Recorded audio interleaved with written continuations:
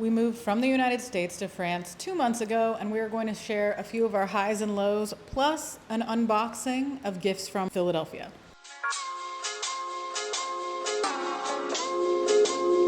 Before we get started and open that package, we are going to go over the highs and lows of the last 2 months of living in France, and we're going to share a few, and I think we have some different ones, so let's figure it out. A high for me was finding this amazing apartment pretty much right away, like 24 hours after landing in France, we found this apartment. I don't want to give anyone the idea that this is possible for everyone's experience.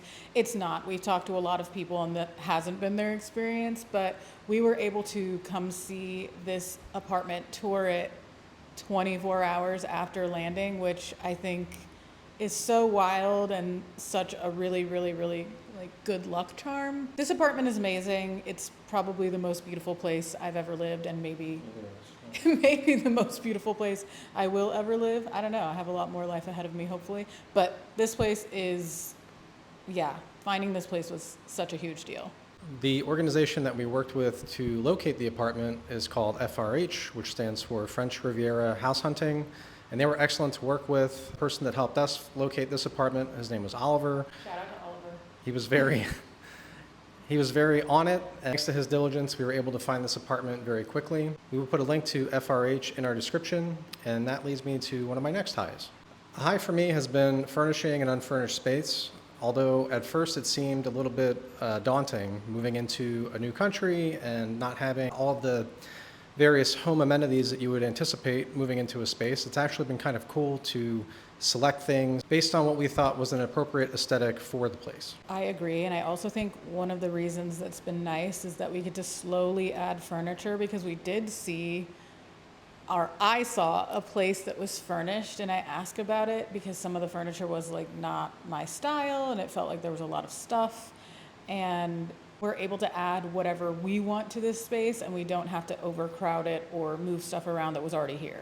Just to keep it balanced, we're going to go over one of the lows. So I talked about furniture and furnishing the apartment being a high, but in some cases it could also be a low. Shortly after assembling one of our pieces of furniture, it broke, and after almost a month of trying to get in touch with the supplier, I eventually had to go into the store to get the item properly fixed. Normally, I don't think this would have been an issue in the United States, but this was predominantly an issue because we don't speak French fluently, and so when contacting customer service on the phone, going through all the options, it just ended up not working out, and after several emails, it just seemed like it would be best to go into the store to get it fixed. And for me, one of the personal lows was the day that we landed, and the Airbnb that we got was absolutely sufficient, but it was not very clean. And as to very clean people, bringing our cats and bringing everything we have in all of our bags, well, most of our bags at that point when we walked into the Airbnb, that was extremely overwhelming. A long travel day and dragging stuff with us, getting the cats, getting everything, and then getting into a space that didn't feel clean enough for us to just like sit down and collapse was so exhausting. It was a small low, like a blip in our experience, but it was also a low. And then additionally, I was like, yeah, it's okay. We'll both rally and clean the Airbnb. And then we realized as we were doing that we forgot one of our bags at the airport, or it never came out of the turnstile. And because it was so chaotic, we forgot it. Although we double counted and thought that we had all the bags with us, At least we had the cats. I think just because of the being on the flight for so long and having a layover and having the cats, everything had just gone so fast that we had forgotten one. So luckily, as we mentioned in the previous video, we did use air tags along our trip, and I did put air tags in all of our luggage, so we were able to locate which bag was still at the airport. Luckily, I was able to get into a ride share and quickly get back to the airport, where after some confusion, I eventually got our bag. Another high for me personally is something that we talked about in one of our first videos, but accessing public transportation and getting our annual pass. We just got our annual pass for the tram and the bus system here. So that has been a really big high for me because I feel like I don't have to worry about getting anywhere locally at all. We didn't even know there was an annual pass before we got here. I mean, I think we could have assumed there was a pass of some kind. We knew there were student passes, but we talked to a friend about it and he said, yeah, it's definitely going to be worth it. And even going back and forth to get furniture and going back to some of the areas we've been shopping, we have to tap our tram pass 2 times on the way there and on the way back. So it's well worth it to get the annual pass. And I'm really excited that we also have a pass for the bus because we have a bus that takes us pretty much straight to the sea. As Lauren said, the card that we got is valid for buses and trams, which allows us to get to the sea pretty quickly, which brings me to my next high, the weather. Now that we have our card, we've been going to the beach more. In addition to that, the weather has just been really nice. It's allowed us to dry our clothes pretty quickly. We thought at first maybe not having a dryer in the apartment was going to be an issue, but because the sun is out the majority of the day, our clothes dry very quickly. Once the sun goes down in the evening, it does cool off, so that is a plus. Although it does get cool in the evening, it doesn't quite get cool enough for us, so for my next low, we will be getting an air conditioner. Having fans during the day has been nice, and that's been pretty helpful for the last couple of weeks, but as the weather has gotten a lot warmer, we've decided that we would like to invest in the air conditioner, especially for when we both go to sleep. Both of us are fairly light sleepers when it comes to temperature, so we'd like to keep our room nice and cool. The other major reason we are getting AC is I think if we were both working from home casually and doing desk jobs, it would be one thing, but I teach fitness, so it's not like I can get away from jumping around and just move very slowly through the middle of the day. I teach 2 classes that are midday at this point, so it's the hottest point of the day. Our apartment has a ton of windows and it's really super duper sweaty. There's nothing I can really do to avoid it. I have yet to find workout clothes that are made of linen and or I don't know, like paper or whatever would keep me from sweating as much as I'm sweating. So the AC it's only a low because it's taken up time and we just are trying to navigate that. I don't think it's like, we're lucky enough to be able to afford an AC. We definitely thought we could overcome some of the heat, but being early in the season, we realized we don't want to suffer. Probably one of the most frustrating lows for me has been trying to get an internet connection.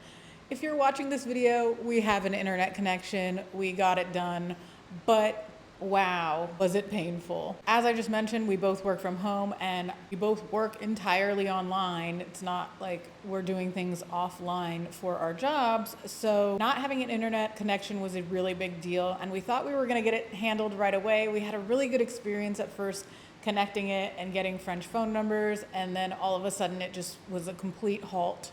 I will put in a little asterisk and say that May is apparently one of the most holiday-filled months of the year in France. So pretty much everyone stopped working either on Thursday or didn't work on Monday for the entire month of May. Sometimes a combination of both. As Lauren mentioned, it took quite a while for us to get our internet. As a person who was doing a lot of the communicating or attempting to communicate with our internet provider, after almost 4 weeks, we ended up going with another service. Luckily for us, that provider ended up coming out and hooking us up within 5 days. If you're curious about that whole process, we may end up covering that in a later video. Because we wanted to end on a high note, we have a shared high, which I think we both completely agree on. And that is that we have met a lot of cool people and we've been meeting a lot of nice and interesting people since we've been here. A big part of that is due to the agency we worked with to find our apartment. They have little aperos, little happy hours. They do other things, other activations, like we went to yoga with them and met some new folks. So it's been really nice to have kind of a road in to a few communities here. A lot of the folks that we are meeting are not French, but there are areas where it is a mixed community. So through yoga, it is an English-speaking yoga class, and there are French people attending it, and we do get to interact with people who actually have been here for a while. I would agree. It's pretty cool to meet people from a variety of different backgrounds. As Lauren said, although a lot of them are English speakers, not all of them are. So it's been nice to blend our cultures and also our experiences from both living in the United States and now in France, and really get a variety of input for suggestions on things to do, help with navigating the bureaucracy of France, and also just meeting new friends. And speaking of meeting new friends, we're going to talk about our friends from home now who sent us a lovely package. Scott, would you go get the package? There are not many things that I have found yet that I miss a ton from the United States. Like, there are pretty much dupes or equivalents here in France that have been keeping us completely satisfied with our routine. But we did mention to a friend that there were a couple things that we missed, and maybe some things that they thought we would enjoy while we were here in France, and we're going to open this box and see what's in here. I just wanted to send a special shout out to our friend Tim. Tim was a former colleague of mine when I was a teacher, and he asked me specifically if there was anything that I wanted, and I said, anything that you might think of when you think of Philadelphia. So we'll see what he came up with. Okay, you hold yours up first, or the things that you think are yours. I know. So first up, we have a brand that is local to Philadelphia, Tasty Cake. He included some Tasty Cake crimpets. Those are like the most popular ones, I feel like. I feel like those are the most popular Tasty Cakes, aren't they not? I would definitely say that they're up there, yeah. When Lauren and I first got together over 10 years ago, this was one of the first introductions she had to Philadelphia cultural cuisine. This is good. This is a good start. This is actually the first Tasty Cake that Scott had me try. I think we should probably put these in the fridge immediately because it's so hot. Right, this one is what I know is for me. I know this is personally sent for me, and it's Annie's white cheddar and shells. Yes. Okay, I haven't been able to find like boxed mac and cheese. Some of you are gonna laugh. You're gonna be like, that's trash, of course. That's like, you know, American junk food. I don't care. I don't care. I wanted it. And so Tim sent it. Thank you so much, Tim and family. He said that this is very important to his family as well. So I'm happy to have some here in emergency storage. This is going to be like a special occasion emergency. Pull the lever, get the Annie's shells and white cheddar, please. And here we have a wrapped gift, which is a secret. We'll see what this is. Looks like this is a traveler's journal, which is actually pretty nice. I think we'll maybe both use this for things that we've done. Yeah, this is a very thoughtful gift, so look forward to using this soon.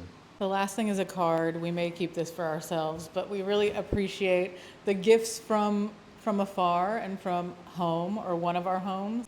Really happy to have this stuff. Can't wait to update you on the traveler's journal and update you on the Annie's mac and cheese. Those have been a few of the highs and lows and our little unboxing from home that we have had in the past 2 months in France. There are tons more, and I'm sure that we will come up with more even after this video wraps. So stay tuned for future videos on highs and lows of moving from the United States to France and running our own businesses. Again, we want to thank you all for watching, and feel free to like, comment, share, subscribe, all that stuff. Definitely helps us reach more folks and come up with new ideas for more videos. See you later.